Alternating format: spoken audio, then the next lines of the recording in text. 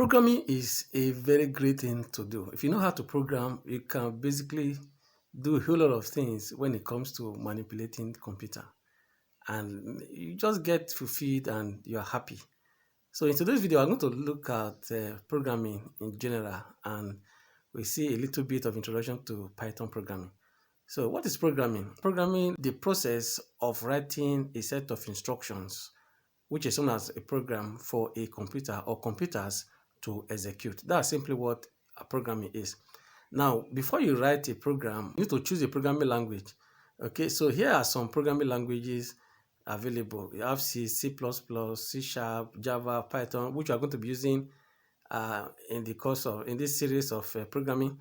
Then VB, JavaScript, Swift, Objective-C, and that. And of course, there are a whole lot of other ones. To write a program, you need to understand the syntax of the programming language that you are going to be using. If you are using any particular programming language, you need to understand the syntax of that language. So what is this syntax? Now, a syntax is a set of rules for constructing or writing the instructions for computers to execute. So which means that if you want to create a program and using a particular programming language, then you must understand the syntax of that programming language, which means the way things are done there, which means the rules, underlying rules, that is, lay down rules of that programming language, the way you construct things and so on. For example, if you are asked to write an English test or English comprehension, or write a letter or an essay, now what your teacher or instructor or lecturer is looking for, apart from the content of your write-up, is also looking at your grammar, the way you frame them, the way you put them together. So the tenses, your expression and so on. So you want to see whether you are using present tense correctly, whether you are using past tense correctly, and all those kind of things.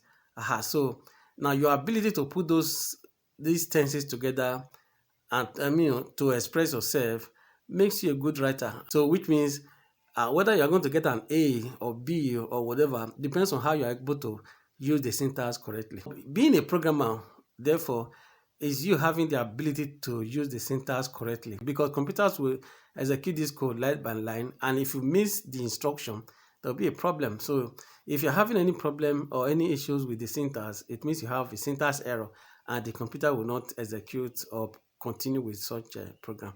So next is introducing us to Python programming language. So what is Python? So don't see Python as a kind of snake anyway. So what is Python? Python is a programming language.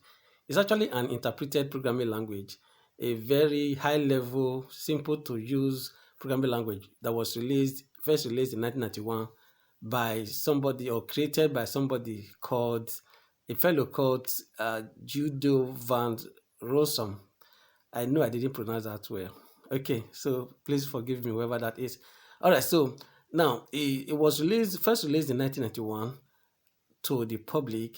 So it's a language that is simple to use. One of the features of Python is that it's very readable, and it's also an interpreted language. So which means that the code is executed line by line.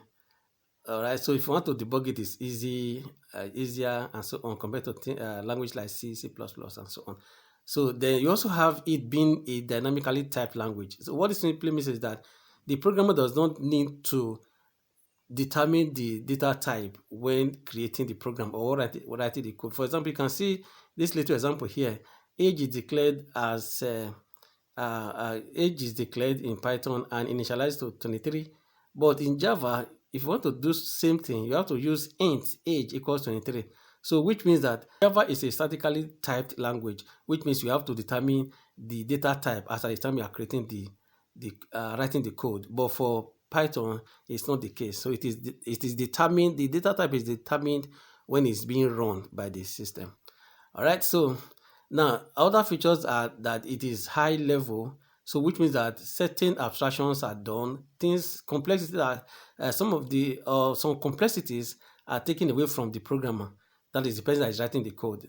So those things like memory management and other low-level operations, you don't need to bother about them. So these things are taken away from you. So it has a lot of library that you can leverage on Then it is cross-platform, Windows, Mac OS, Linux, and other some other platforms. You can program with it with Python, or you can use them to program with Python.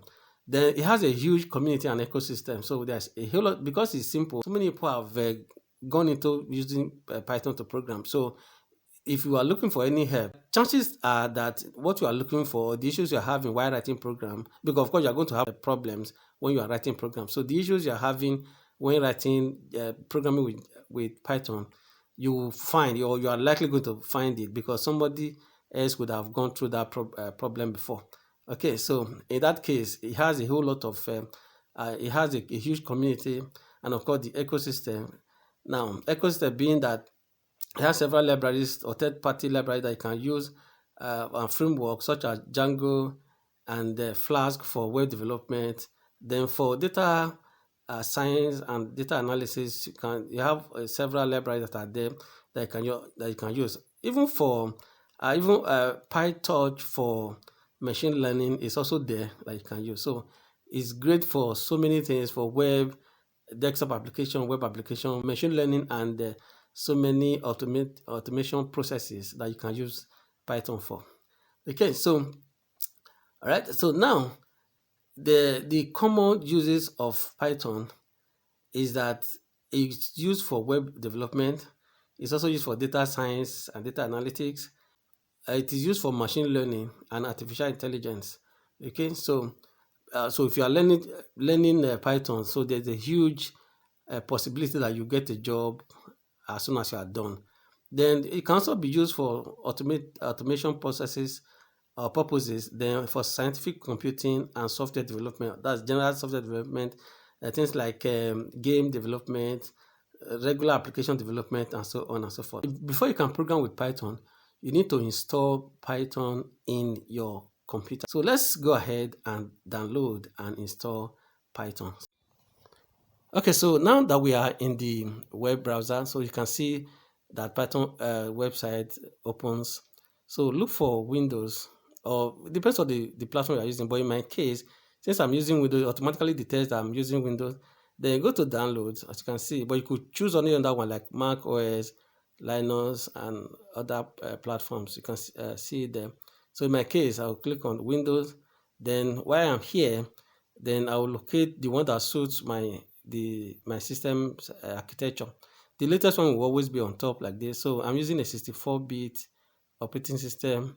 Okay, so you choose the one that suits you. I see that there's no more, this particular version is not compatible with Windows 7. So just click on installer. That is in my own case. Click on it. You can see that it's downloading. All right, so it could take some seconds.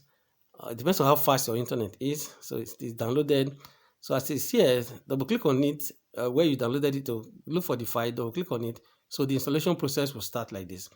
Then you make sure you check the add Python to path. Okay, that's you check those two, then click on install now. So it goes through the process as you can see. So it also depends on how fast it is. So you see that it is successfully installed. Then once that has been installed, close that, open CMD, then or you press Windows R, then type CMD, press enter. It shows you this kind of environment, environment. So you type Python. Once you type Python, it shows up with the version and everything that you have. Or you can also type Python double dash version.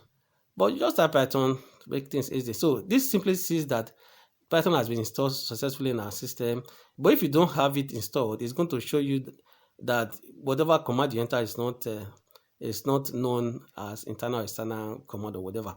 Okay, so once you do that, and you can simply just write your code here. So what you do, just type in the prompt here, type print and type whatever inside. In my case, type print and double quote, then type introduction to Python. So like this. Once you do that, press enter. You see that it returns it. I have introduction to Python as the code. So I've written a program. We just wrote our first program in Python. So you can also do other things. For example, you can say print, no parentheses now. That's no double quote or anything. Just type print, then 3 + 5. Press enter. So you see that it returns the the answer, that's it, return the result, which is 8. Then you can also do other things, other operations using operators like division, multiplications, and so on. So you can see that it returns them, and I get the result. Okay, so you can see, so you can basically program here. But we are going to see how to program in a proper environment in the next video. In order to program with Python, just like other languages, you need an IDE or integrated development environment. Okay, though you can use simply use Notepad or Notepad++, but you have other platforms like PyCharm and the rest for such development or for such programming. But in this video, we're going to see how we can install and configure our VS Code so that we can use it to do Python programming. All right, so once you get to the website like this, you go to code.visualstudio.com. Once you get there, the website will automatically detect your computer operating system. So in my case, it's Windows. So you see that download for Windows. Look at that, just select it. Okay, once you click on download, then it takes you to this, it starts downloading actually.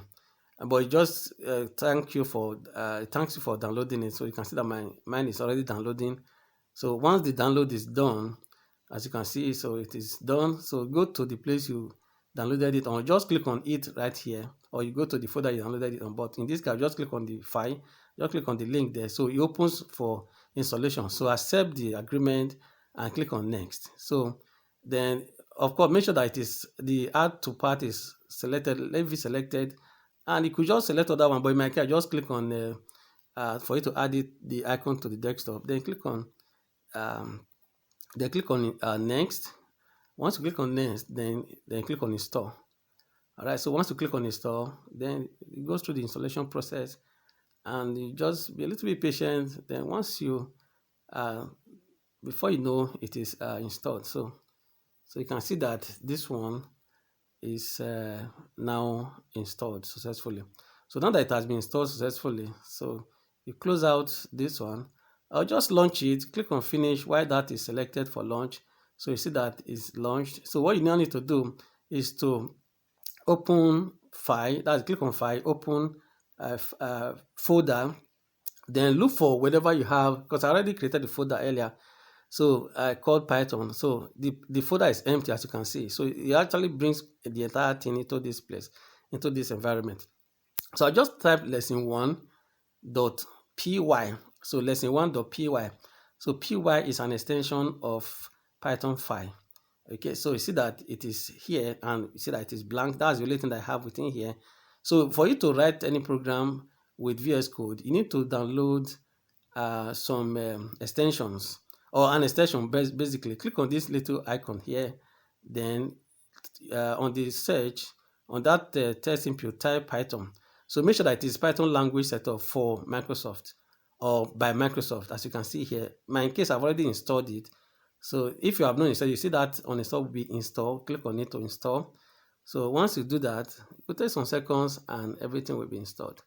Then after you have installed that, then go back to that same spot where you typed Python and type code runner.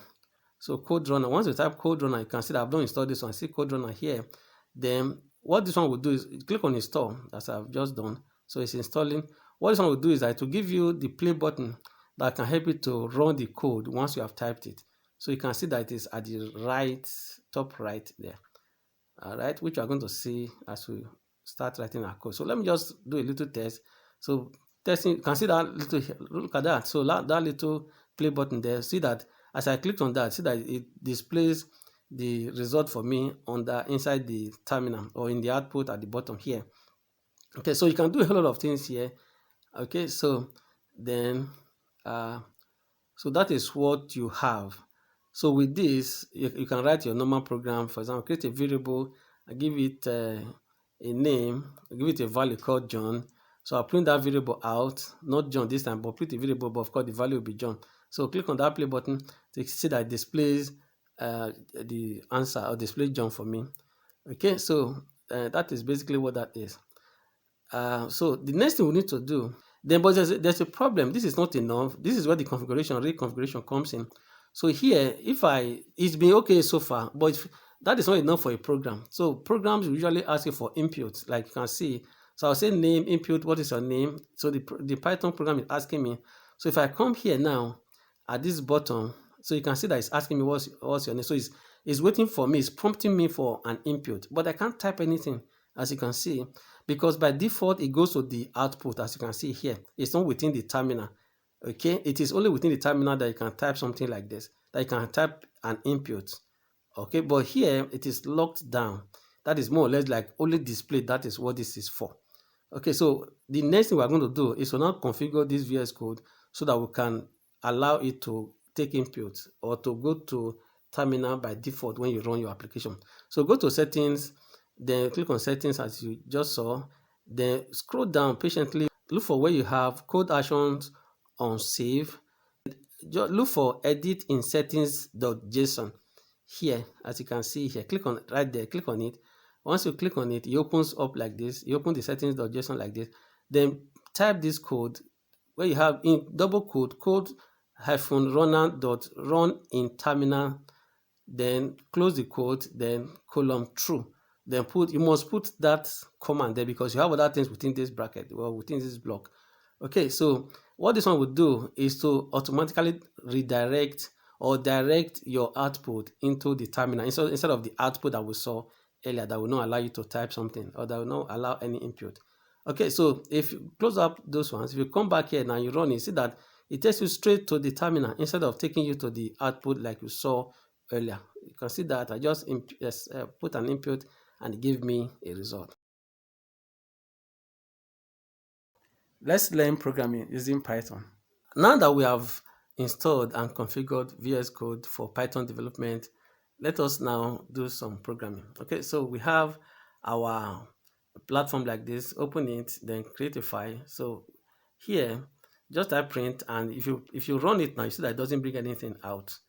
Okay, so this is basic basic Python programming. So if you type print, just put something within it, just like we saw earlier, and run it. So you see that it gives you welcome right here at the terminal.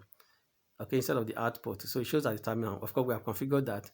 All right, so now you can also display normal anything. But you notice I didn't put a code around this 45 this text compared to what I did before because this is an integer. All right, so you can see that it also does the computation for me, as you can see here. All right, so now, but if I quote it like I told you earlier, instead of giving me 90, it will give me 4545. That's 4,545, as you can see right here. Because the reason is this is no more a numeric value, but a string. All right, so we'll look at data types as we get along. All right, so now let's create a variable. So how do we create a variable in Python? So you simply just type the variable name and initialize it, or that when you use the variable, like in this case name equal to John, so you are using that equal to place the value John inside the variable name. So you print that name out like this one. I just quoted it. This is intentional. See that it brings back name for me. So this can be seen as a semantic error actually, because it's not doing what you want it to do. But yet it's not causing an error per se. All right, so then, but if you print the variable name out now, so it will print out the value, as you can see here. Note that you don't need to put it in code since you are dealing with the variable. Okay, so now syntax, we just talked about syntax during the introduction to programming. Okay, so it is how you express yourself as a programmer. So now, when you are using your syntax, there could be an error. See that I just have an intentional error here. So you see that it's showing me syntax error. So syntax error will stop your program from continuing to run or to compile, as the case may be. All right. So, but if you want to do it correctly, if I want to say dev, that's define a function called HD, then print out whatever I want to print out.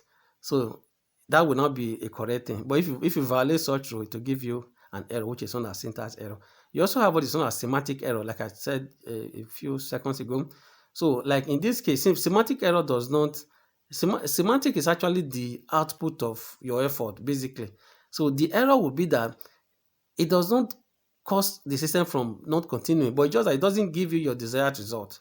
Basically, like here now, it said name equals John, then print name.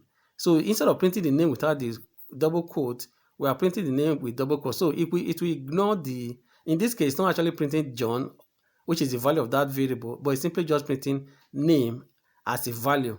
So which causes a semantic error, because here this will be difficult to trace, because the system doesn't know what you are dealing with. If you know what you are doing, that's why you did what you did.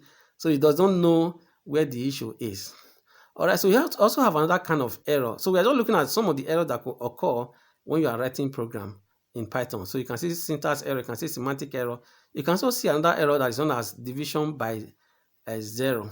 So for example now, a zero division error rather. So zero division error, you know that mathematically you cannot divide anything with zero. Okay, you cannot divide by zero basically. So I'm saying 34 divided by zero, of course, is going to flag an error, because this is not the proper thing to do. All right, so now that we have seen that those ones are out of the way, so the next thing we want to do is to continue with our variable thing. So within the variable, you can have more than one string, or more than one text actually, like John Kelly now. Okay, so instead of just John, so what would mean that you can put a space or whatever within the code, so it will all be seen as one expression basically. All right, so now if you create another variable called age equals 22, then you are printing out the age, just like we printed, or we're also printing out the name. So if you run it, it's going to give you John Kelly, then 22, as you can see here.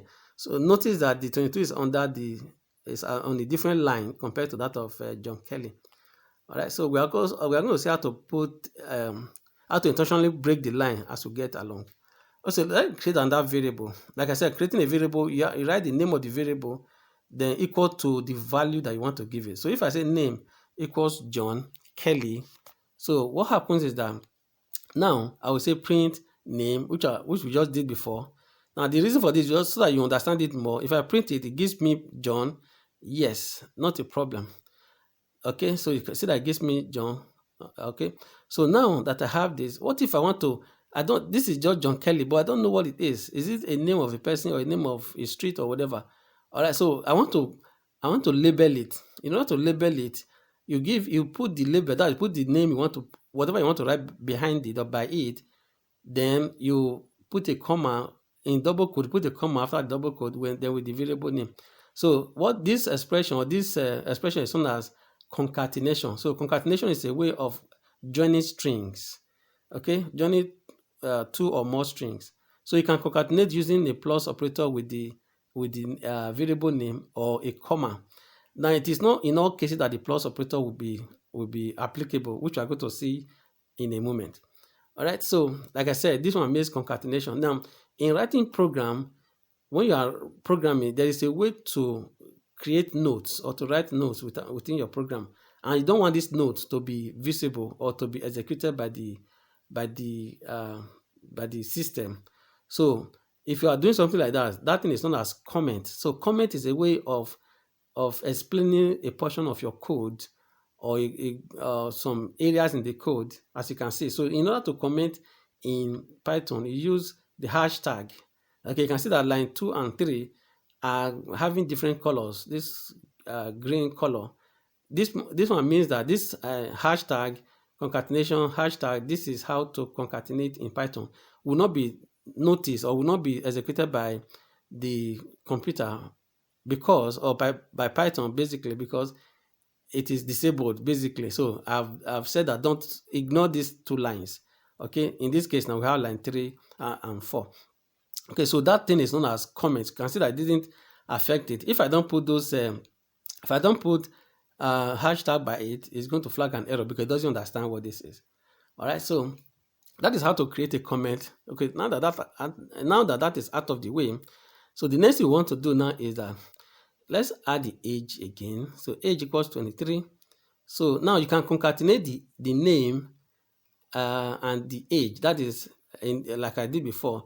But now if you say age, if you say your name is then the variable name, then you now concatenate it with the age. Remember that age is a number in this case. All right, so the data type is a number. So if I do this, let's say age, and let's say you are let's say your age is 23, which is the value of that. Okay, so now if I do this and I run it, so let's see, okay, push this one down a little bit. Okay, so now that we have this, so what we'll do now is that, see, your name is the name, then your age is plus age. Let's run it. So if you run it now, what do you have? So look at that. So you see that you have an error. So it gives us a type error. So this is another kind of error. So it gives you a type error. So you cannot concatenate. It's saying that you cannot concatenate string with an int or an integer. So what you can do there is to use the comma. Okay, you can use it. That's why I said use comma for it to be safe. Just use comma for your concatenation. Okay, like you can see here. All right, so you click on it now. So you see that it displays it correctly and there are no issues. All right, so that is what you have there. So you basically cannot concatenate a string with age that way, but that is very applicable in Java, for example, if you have any idea of Java programming. All right, so now let's say age equals 34, but in this case I just changed it from that. I've changed the type now, okay, from an integer type to a string type. So as I run it now, I see that it doesn't actually display anything. Because the way I concatenated it, I use a comma. So now put a plus there. If you run it, so let's see. So if you run it, see that it displays age 34, because that 34 is basically a string. Why? Because it has been put in quotes. You can actually use single quotes instead of double quote, but when you use single quote, make sure that the beginning and the end of the quote are both the same. So that is why you cannot use double quote as the first quote and use single quote to close it. No. All right. So that is what that is. So you can know the type of variable by simply printing out type, then the variable name, like this now. So this is going to give us the type of str, which is string. So you can see that class is of string, because I had in line 2 it was integer, in line 3 it is now a string. So let me comment that if you run it again and to tell you that it's a type of string, a type of integer or int.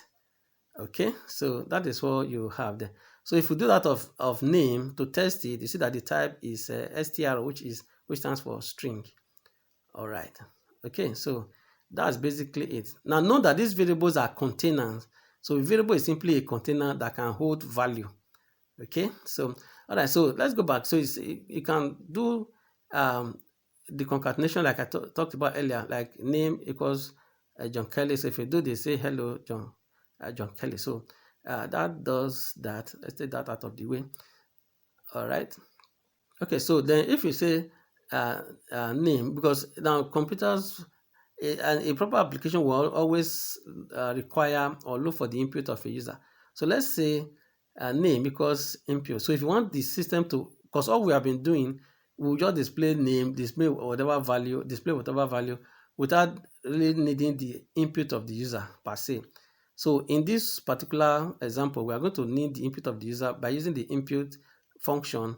Then that is name equals input, then enter name. You can see that it's saying that enter your name. So it's after you have entered your name, because now it will stop there. It will not continue to execute until you enter your name. Once you fulfill that demand by entering something. Once you have entered something, then you can put a space on whatever, because this is actually seen as a string. Once you press enter, so it's going to say hello, then your name will be displayed, as you can see here. Right? So then you can do that of age, just like we did before. It's basically the same thing we did before, but now we are doing it a different way, that it will ask you to impute values instead of just displaying it right straight to you. Okay, so now the first one says enter your name. The second one says enter age. So notice that the variable is equals input. That input is a function, a predefined function by within Python. Okay, so then you now say print name. So now let's also print the age. All right, so say print age. Then you now say hello. Then your name. Then you your age is whatever age that you are. Okay, so once you do this, then let's do the concatenation. Then once you do this and you run it, let's run it. So it will ask you your name, as you can see right here. So enter your name. So if I enter name, then once you have entered your name, so what you do is press enter, then enter age or enter your age. So let's say 89. So you see that it brings it out, as you can see here. There are no issues. It's basically actually seeing this age as some kind of string. Basically, you're going to see it in the moment that you cannot do this if you want to perform certain expression or certain operation on this number, as you are going to see in a moment. So let's see conditional statements in Python. So how do you do conditional statements? Conditional statements are what you use to determine how a program or the flow of a program should go.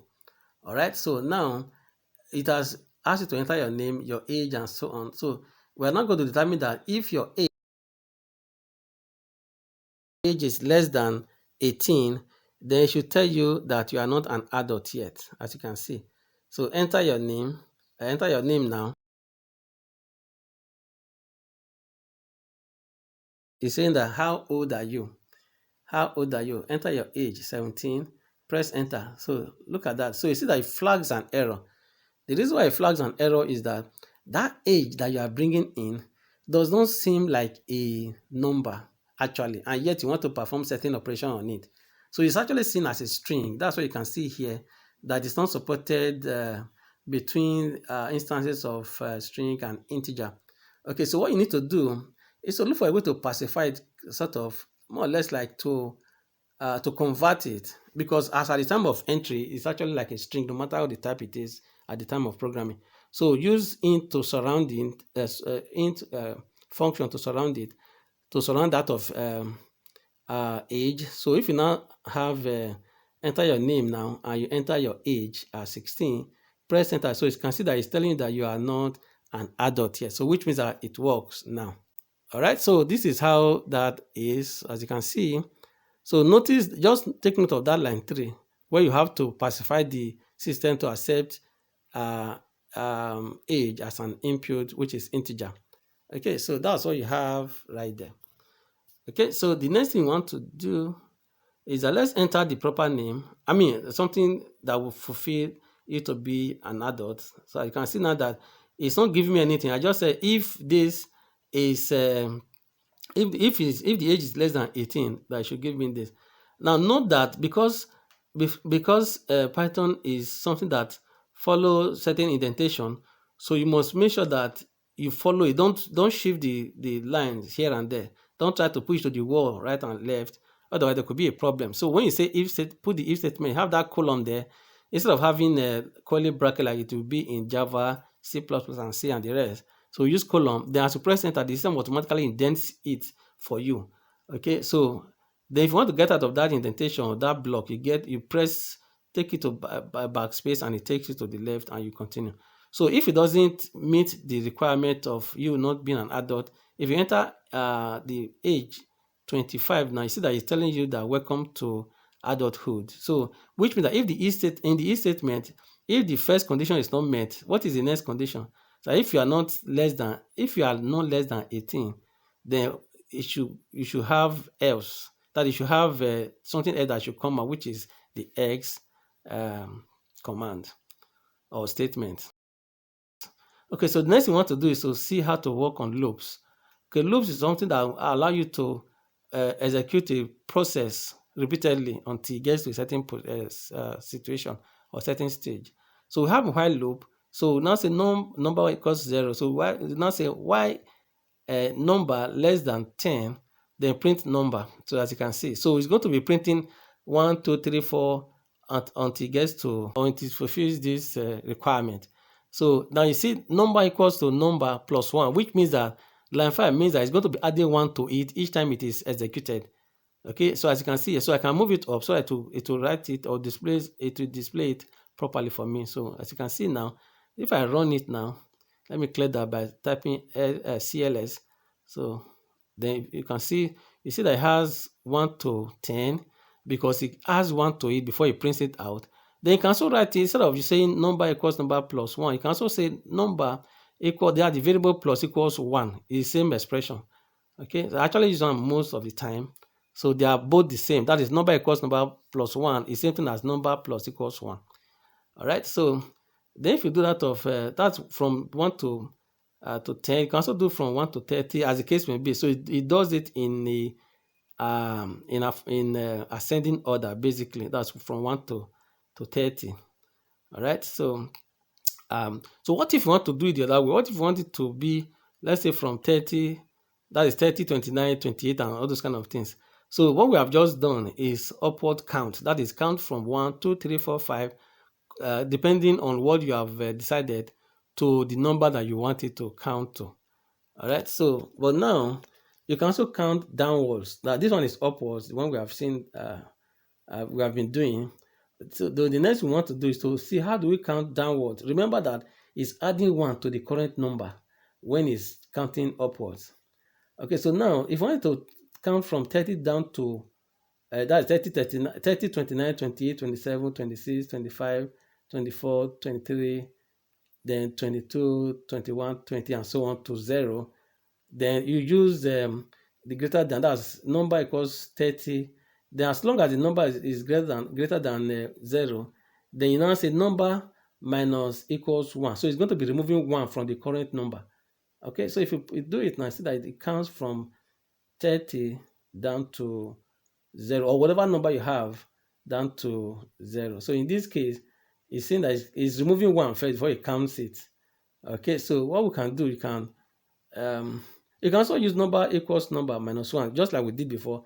You see the same result that you are going to get, but I just like using more like a shortcut of it by using number plus equals the whatever operator you want to use. So you can see it right here. So in this case, it removes 1 before it does the presentation. All right, so apart from a while loop, you can also use for loop. Okay, so for loop is another thing you can use for, it depends on the scenario, it depends on what you are working on. For loop is more or less a little bit more complex, and it has more to do. It has a lot to do. It has more options, basically. So it's sort of wider than, it has more scope in terms of use when you are compared to while loop. So which means that while loop are usually used for something simple. For loop is usually used for something a little bit complex. All right, so to use for loop, just say for, then the number in range, that is within the range with which you want to print. For example, we are saying that you print the range of 2 and 7. All right, so if you now say print, that's for number in range, open and close bracket, 2, 7, then print number. So if you run it now, so it's going to print 2, 3, 4, 5, then 6. So it stops right there. All right, so then if you say, okay, between 1 and let's say between 1 and let's say 11. So if you between 0 and 11, of course you can use any number, so between 0 and 11 you run it. So what you get is I print 1, 2, 3, 4, that is print 0, 1, 2, 3, 4 up to 10. All right, so and so on and so forth. So you can use several number. This is just introduction to Python programming. All right, so the next thing we want to do is to work with list. Okay, so there's a way you can work with list. That is a way of grouping. List is a way of grouping items that are similar that you can always go through. For example, you have something like instead of you to create a variable called January, another variable called February, another variable called March, and so on. Just put them in a list and iterate through them. Okay, so we are still continuing with the for loop. So it's going to be going through this. It's going to be going through this loop. It's not going to be displaying numbers per se, but it's going to be going through the various values within this list and displays them for us. So we now say month equals open angle a square bracket and put the various values inside. As you can see, for month January to December. So we now say for month without S equals to month with S. That is the one that holds the value. So we now say print month. Like, it's as simple as that. And if you are doing this thing with Java, you have to do a lot of writing, a lot of coding, basically. All right, so let's put that properly. So once you do that, so it's going to iterate through that list and display everything that is within that list.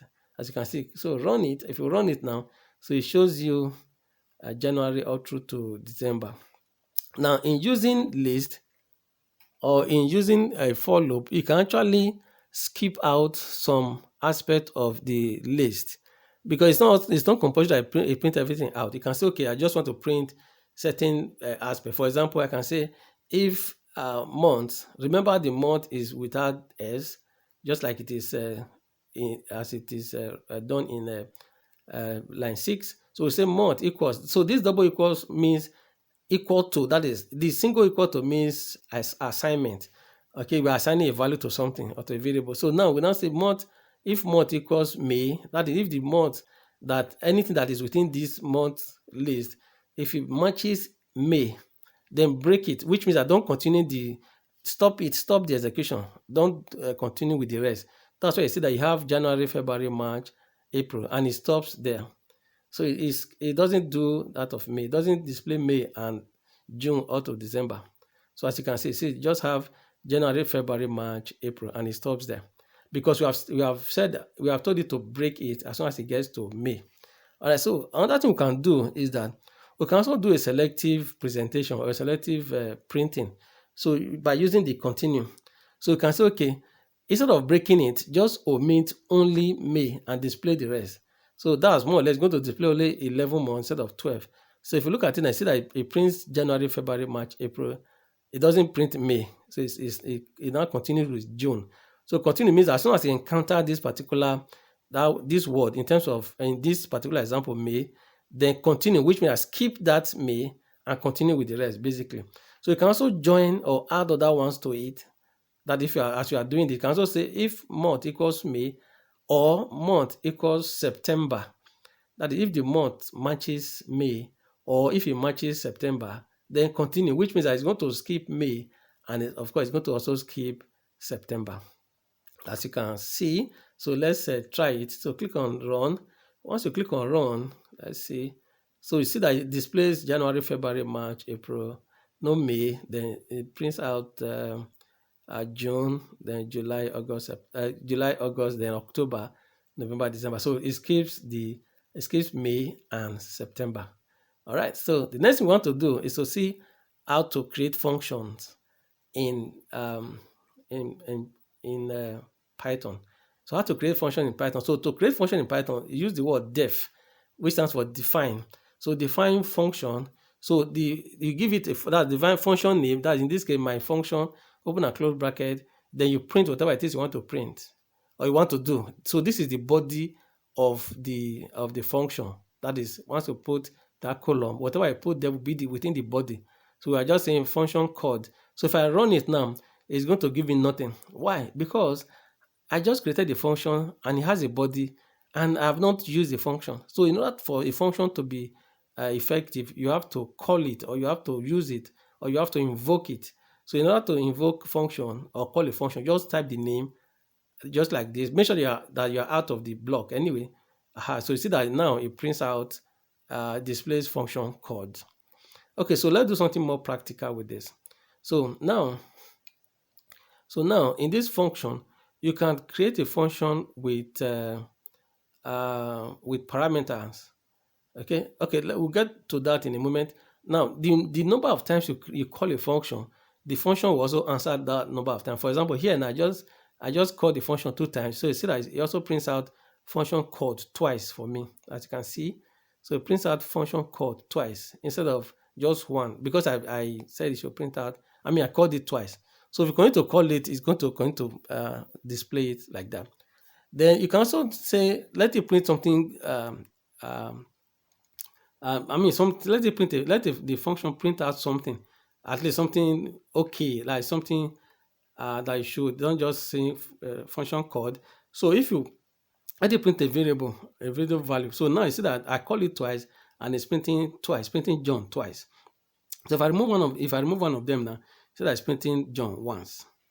Okay, so that is the way that is done. All right, so apart from this, you can also create a parameterized function. That is, you can also create a function with parameter. For example, I can say function, a dev function name. So if I now come under it to say, okay, print name for me. That's print out that name. Okay, so now calling that function, I will say my function, then you now enter the value. Okay, so you now enter the value right here, within here like this. So as you can see, so if I come here now to enter John or Jonathan, let's do a little change here. So if I enter Jonathan, so now if you run it, it's going to print out Jonathan for you. Okay, so let's run it. Look at that. So you see that it prints out Jonathan for us. So as you can see here, so this is a function with parameter. So I can also have other things like age. Just use command to separate the variables that you have. Then of course you also use the command to separate the input. Okay, so then when you are printing it out, of course, just like you would normally do, you do your concatenation and all the other things right there. You notice that the one for line 4 function Jonathan comma 33, because it's an integer, I don't need to put it in quotes. Okay, so you can say name, you have the name, the age, and you also have age. So if you run it now, okay, you're going to print out Jonathan, you're going to say name Jonathan, then age 33. So let's run it. So if you check now, see that it prints out Jonathan, name Jonathan, age 33. Okay, so that's what you have right there. You can also decide to break the line, just like I talked about this some minutes ago. So now if you run it, you see that it breaks the line, even if you're not having double print function there. You're not printing it out in different lines, but you can actually break the line by using the /n, which stands for new line. Okay, this one will be like B arrow in your, if you are doing HTML. All right, so that is what you have so far in terms of creating functions. So that's how to create function. So apart from creating function, the other things we can do with Python, you can import modules. Okay, so predefined modules.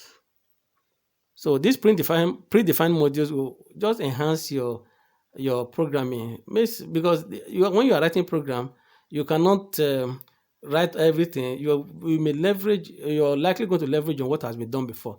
For example, if I want to find the square root of something, of a number, so I'll just say import math. So I have to import math from the library. So this is how to import something. So I will say import math, then number, num, that's variable equals 36. So I don't say print square root of that number. So the square root of that number, 36, will be 6, right? So instead of me to be worrying troubling my head in terms of how I would calculate this with, mathematically, so I can just leverage what has been done. Okay, let me correct that. So I'll just leverage what has been done. So use math dot square root as a function, then math as a class. Okay, so it is case sensitive. So you can see that when I put capital letter for math, it gave me an error. So it showed an error right there. Okay, so then the square root has to be a math dot square root function. So put the number there. So you can see that it gives me 6 or 6.0. Okay, so that's how to do that. Remember that to clear this area, to clear the terminal, just type CLS. Okay, so that is how to do that. Of course, there are several other modules you can do. For example, if you want to deal with something like database and so on, want to do things like SMS application, there are so many things you can do here. But this is just introduction to Python. So so that is how to do basic import. So the next thing we want to do is to do basic calculations. See how to do basic calculation in Python. Now let's do basic calculation using Python. Okay, so just this one will help us to understand certain things, using operations like arithmetic operations. Okay, so if you say 6 plus 3, that gives you 9. So print 6 plus 3 gives you 9. So if I say 6 plus 3, then you multiply by 3, are you getting 27? Of course, the answer is no. So it's going to be 15. Now what happens is that the principles of BODMAS will come to play here. So because in operators precedence, that is in terms of arithmetic operation, multiplication takes higher precedence more than that of addition and subtraction. However, multiplication and division, they are the same level in terms of precedence. But if you want the plus operation to happen first, you surround it um, we surround it with brackets. So as you can see here, so here you now get that 27. Okay, so like I said, BODMAS principle is what's at play here. Okay, so that is what you have there. Okay, so if you have if you remove this now, remove the multiplication sign and put division sign, so it will also calculate the plus first because it is surrounded by brackets. So but if you leave it open like this, then the 3 will be divided by 3 first before it is added to 3 will be divided by 3 first before it is added to 6. So as you can see here. All right, so that's what you have right there. So we can also use other operators. Like I said, you have multiplication, you have addition, subtraction, multiplication, division, and you also have modulus in terms of talking about operators, arithmetic operators. So if you add this one now, plus and the subtraction, that is addition and subtraction, operators, they have the same level. So whichever comes first is computed first. All right. So that's what you have like. So you see that if you add this, if you subtract 3 from 9, if you subtract 3 from so that's what you have there. So however, that of modulo is a little bit different. What it's going to do is going to give you the remainder of the computation. So as you can see, so if you add 3 to 6, then modulus 2 is going to give you 1 because that is the remainder. So it's going to go, so when you add 3 to that will be giving 9, it's going to go 4 times, then it will be remaining 1. Okay, so that's why you have 1 as the answer. So you add 3 to 6, then if you divide that, the result will be 9. If you divide it by 2, you are going to get 4, then it will be remaining 1. Okay, so that's just a basic calculation that you can do. Of course, more than this, but just the basic one that you can do with Python. Of course, with other programming languages. So next, we'll see exceptions. Now, when you write programs, you are likely going to have issues or errors in one way or the other. There's a way to track and tame such errors. So exceptions is, using the exception is a way of tracing and displaying the error that occur. Okay, so as you can see, so if you to write exception, to handle exception, you put the code that you want to do or that you are writing, place the code within the try and except block. Okay, so as you can see, so then the except will now give the error that could happen or that has happened in terms of in case of what we have now. Then within you have the finally block which will always be executed no matter what. So within the try and except, other programming language you have try catch, but here you have try except. So whatever is there will be displayed at the error. So for example, if you divide it by anything by 0 to give you 0 division error. Okay, so that's what you have, as you can see right here. So next let's see how we can work with files, how we can create files and write to such files. So to create file, we are going to put it within the same try catch or try except block. So to write such code, so what we'll do is we would use with open function the file that we want to create, and also use the W as in write, okay, as file. Then when I say file.write, then the text that you have there, this is just a text. So if you execute it now, it's going to create a file called new file.txt, as you can see, and you will write this is just a text within that file. That if it doesn't exist, it's going to write it. But if it exists, it will also write it in there.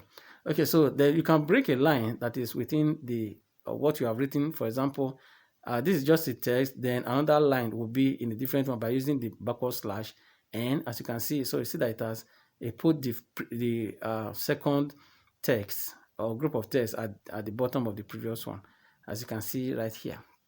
Okay, so then once you have written a file, let's also see how you can read from that file that you have written, or any other file for that matter, so long you have the privilege or you have the permission to do so. So we use a read file equals open. You must open the file before you can read it. Then you use arrow to read from that file by using print. Then to bring it out, you now use print file.read. Read function will read whatever it is that is within such a file.